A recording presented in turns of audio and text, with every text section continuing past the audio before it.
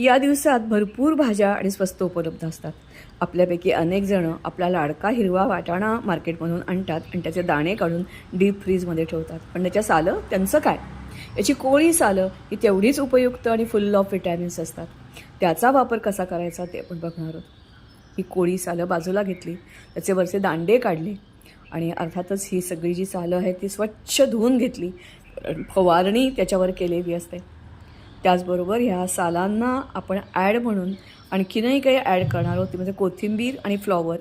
कोथिंबिरीचे दांडे घेतले, आलं लसूणाची पाकळी घेतली आवडत असेल तर, आणि हे फ्लॉवरचे दांडे आहेत तेही त्याच्यामध्ये घातले.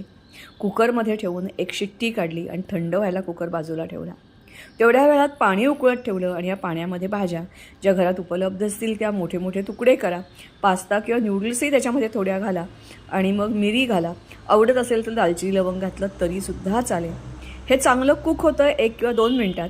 या वेळेलाच आता मग या मधल्या काळामध्ये ही शिट्टी काढलेली जी भाज्या आहेत त्या मिक्सरमधून काढून घ्या.